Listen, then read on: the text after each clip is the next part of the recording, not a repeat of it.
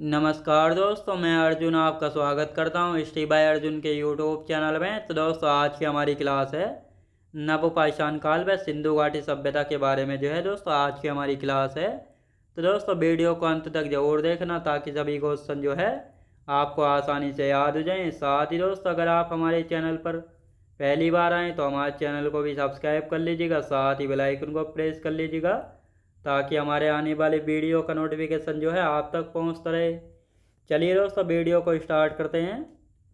तो आज की क्लास में हम जानेंगे सिंधु घाटी सभ्यता के बारे में जानेंगे। तो पहले जो है हम नवपाषाण काल को कंप्लीट करेंगे और उसके बाद जो है सिंधु घाटी सभ्यता को स्टार्ट करेंगे। तो कल की क्लास की यदि बात की जाए तो कल की क्लास में हमने जो है प्रागैतिहासिक काल से बात की थी। प्रागैतिहासिक काल की यदि बात की जाए तो जो इतिहास का वर्गीकरण था इसको हमने 3 भागों में बांट कर जाना था। प्रागैतिहासिक काल, जिस काल के जो है कोई भी लिखित या रिटन एविडेंस जो है नहीं मिले थे और ना ही इस काल की हमें कोई जानकारी जो है मिली है। दूसरा था आद्य ऐतिहासिक काल। आद्य ऐतिहासिक काल के दोस्तों रिटन एविडेंस यानी लिखित साक्ष्य जो है मिले थे, लेकिन उनको जो है अभी तक कोई भी पढ़ नहीं सका है। तीसरा था ऐतिहासिक काल, जिसके लिखित साक्ष्य मिले हैं और इनको पढ़ा भी गया है। तो इन सभी के बारे में हमने जाना था। साथ ही प्रागैतिहासिक काल को हम 3 भागों में बांट कर पढ़ते हैं। पुरापाषाण काल, जिसका समय जो है अज्ञात समय से लेकर 10,000 BC तक जो है रहा था। मतलब जो पुरापाषाण काल था इसका समय कब से स्टार्ट हुआ ये तो पता नहीं लग पाया था, लेकिन ये 10,000 BC तक के आसपास जो है रहा था। और साथ ही इस काल में जो है मानव का जीवन कैसा था, बहुत ही बेकार था। तो ये आपको याद रखना है, यानी खाना बदोश था, खाने की तलाश में एक दूसरे से स्थान पर भटकता रहता था। शिकार का अल्प ज्ञान था, आग की खोज हुई और पत्थरों का प्रयोग करता था, कच्चा मांस खाता था। तो इस प्रकार जो है ये सारी पुरापाषाण काल में थी। इसके बाद हमने जाना था मध्य पाषाण काल के बारे में। अब मध्य पाषाण काल आते आते जो है मानव का थोड़ा विकास हुआ। ये जो है इस काल में जो है छोटे छोटे पत्थरों का जो है अधिकतर प्रयोग हुआ, बहुत बड़े स्तर पर प्रयोग हुआ था, जिनको माइकोलिथ कहा गया था। साथ ही मध्य पाषाण काल में मानव को जो है शिकार करना आ गया था, यानी शिकार करना ये सीख गया था, क्योंकि तीर कमान का प्रयोग करने लगा था शिकार करने के लिए। तो इसलिए इसको शिकार का जो है पूर्ण ज्ञान हो गया था। साथ ही दोस्तों, यदि बात की जाए तो पशुपालन की शुरुआत भी किस काल में हुई थी, मध्य पाषाण काल में हुई थी। और इसके साक्ष्य यानी एविडेंस कहाँ से मिलते थे, तो ये आदमगढ़ मध्य प्रदेश और बागोर राजस्थान से मिले थे। मानव के द्वारा पहला पालतू पशु किसे बनाया था, कुत्ते को जो है पहला पालतू पशु बनाया गया था। और साथ ही यदि बात करते हैं तो शब्द अपनाने के जो साक्ष्य मिले कहाँ से मिले, मध्य पाषाण काल से ही मिले हैं। और आज की क्लास में इसका तीसरा पार्ट है नवपाषाण काल, और इसके बाद जानेंगे सिंधु घाटी सभ्यता को। नवपाषाण काल का जो समय था 4000 BC से लेकर दोस्तों कितना रहा था, 4000 BC से लेकर 2500 BC तक रहा था। कितना, 2500 BC तक। साथ ही नवपाषाण काल में कृषि यानी एग्रीकल्चर की शुरुआत हुई, यानी मानव जो है खेती करना सीख गया था। किस काल में, नवपाषाण काल में। सबसे पुरानी कृषि बस्ती कौन सी थी, मेहरगढ़ थी, जो कि वर्तमान पाकिस्तान में पड़ती है। ये जो है बेलन नदी के किनारे पर थी। और यहाँ पर जो है मेहरगढ़ में घर कैसे मिले थे, घर आयताकार और वर्गाकार थे। साथ ही कपास की खेती के सर्वप्रथम साक्ष्य मिले हैं। तो जो नवपाषाण काल का मेहरगढ़ है, यहाँ से कपास की खेती के सर्वप्रथम साक्ष्य मिले हैं, यानी एविडेंस। मानव की पहली फसल क्या थी, तो जौ मानव की जो है पहली फसल थी। यानी नवपाषाण काल में मानव जो है कृषि करना स्टार्ट किया था, तो इसकी पहली फसल कौन सी थी, जौ थी। कौन सी दोस्तों, जौ थी। अब यहाँ पे बात करते हैं साथ ही जो पहिए का आविष्कार हुआ था, यानी पहिए को किस काल में डिस्कवर किया गया था, तो पहिए का आविष्कार जो है ये डिस्कवर नहीं, इसका आविष्कार हुआ था दोस्तों, इनोवेशन हुआ था। तो डिस्कवर की यदि बात की जाए तो ये हुआ था नवपाषाण काल में, जो कि लकड़ी का बना हुआ था। और इसका प्रयोग यानी यूज जो है सबसे पहले बैलगाड़ी में किया गया था। साथ ही यहाँ से पूजा के साक्ष्य मिले हैं। किसके, पूजा के साक्ष्य मिले हैं, तो ये आपको अच्छे से याद रखना है। मिट्टी के बर्तनों का प्रयोग करने लगा था खाना पकाने और खाना खाने के लिए, तो ये आपको याद रखना है। यानी नवपाषाण काल में जो है मानव इतना विकसित हो चुका था, ये जो है कृषि करना स्टार्ट कर लिया था, पहिए का आविष्कार किया था। साथ ही पूजा के साक्ष्य मिले, मिट्टी के बर्तनों का प्रयोग करने लगा था खाना पकाने और खाना खाने के लिए, तो ये आपको याद रखना है। तो ये थे नवपाषाण काल। अब नवपाषाण काल के प्रमुख स्थल यानी यहाँ के कौन कौन सी साइट हैं। तो नवपाषाण काल के प्रमुख स्थल यानी मेजर साइट कौन कौन सी हैं, तो बेलन घाटी जो कि यूपी में है। साथ यहाँ पे बात करेंगे संगनकल्लू जो कि कर्नाटक में है। तो ये संगनकल्लू जो है नवपाषाण काल का एक प्रमुख स्थल है जहाँ से राख का टीला मिला है। और ये क्वेश्चन पूछा गया है प्रीवियस में।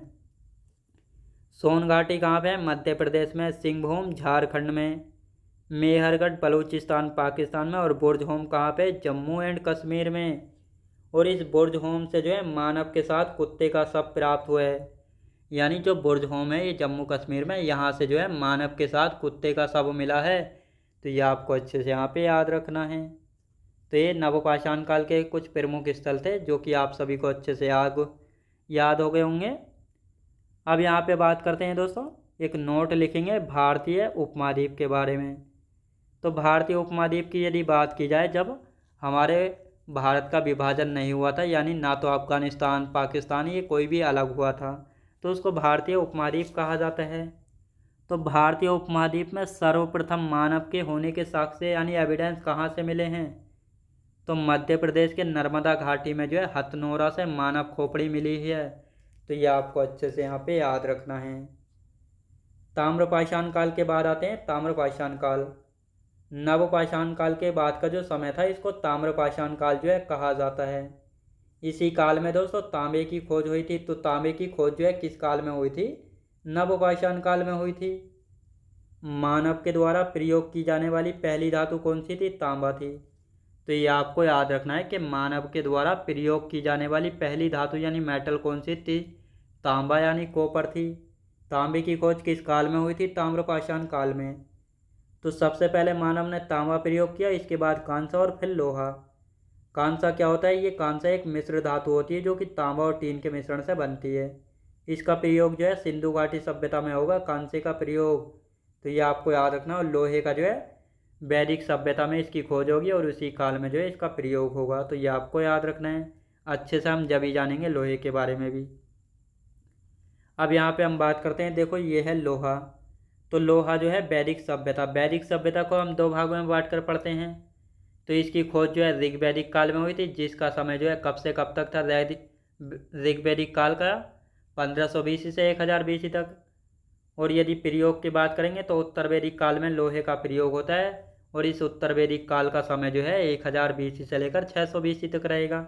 इनको हम वैदिक सभ्यता में एक एक करके अच्छे से फुल डिटेल में जानेंगे। अब लोहे के साक्ष्य यानी एविडेंस कहाँ से मिले, अतरंजी खेड़ा एटा यूपी से। तो यूपी में एक एटा जिला पड़ता है, तो यहीं पर है अतरंजी खेड़ा जहाँ से लोहे के एविडेंस यानी साक्ष्य मिले थे। तो ये आपको अच्छे से यहाँ पे याद रखना है। अब कुछ ताम्रपाषाणकालीन संस्कृतियाँ हैं, तो इनके बारे में बात कर लेते हैं।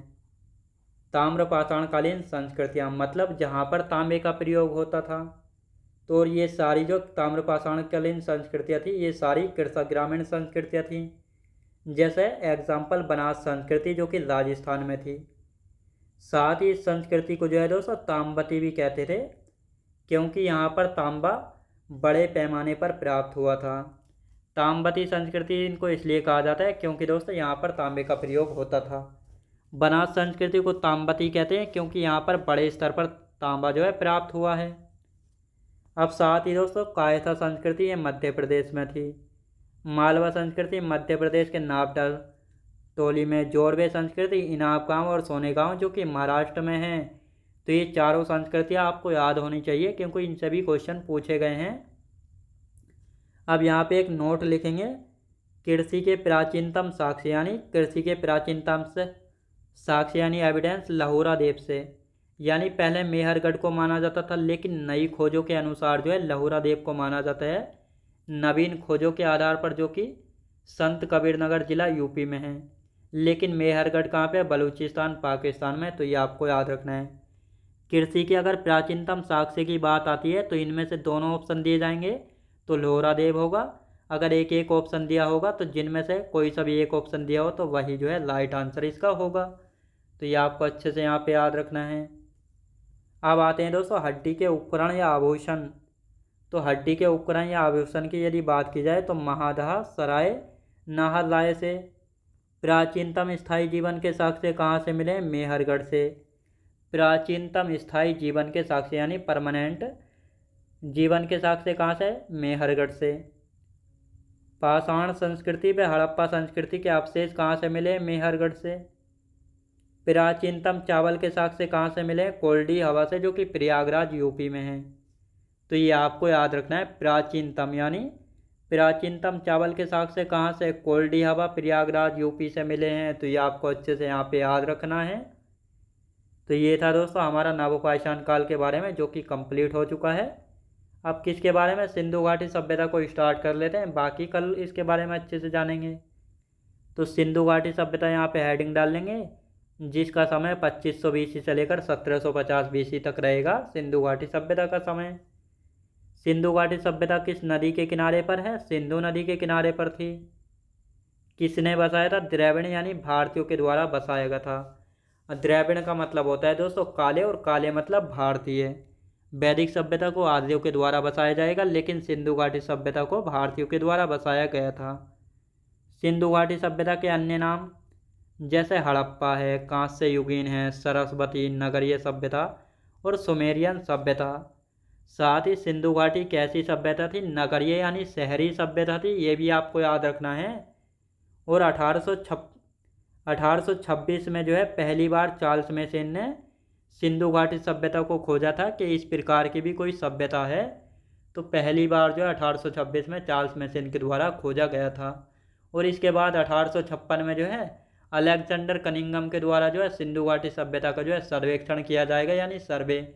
और इसके बाद 1924 में जो है किसके द्वारा? जॉन मार्शल के द्वारा विधिवत घोषणा की जाएगी सिंधु घाटी सभ्यता के बारे में। तो बाकी चीज़ें हम कल की क्लास में कंटिन्यू करेंगे। तो आज की क्लास हमारी यहीं तक रहेगी। तो मैं उम्मीद करता हूँ आपको वीडियो क्वालिटी, कंटेंट वगैरह सभी कुछ आपको पसंद आया होगा। पसंद आया तो लाइक से और सब्सक्राइब करना बिल्कुल भी ना भूलें। साथ ही दोस्त अगर आप हमारे चैनल पर पहली बार आएँ तो हमारे चैनल को भी सब्सक्राइब कर लीजिएगा, साथ ही बेल आइकन को प्रेस कर लीजिएगा, ताकि हमारे आने वाले वीडियो का नोटिफिकेशन आप तक पहुंचता रहे। चलिए दोस्तों, मिलते हैं नेक्स्ट वीडियोज़ में।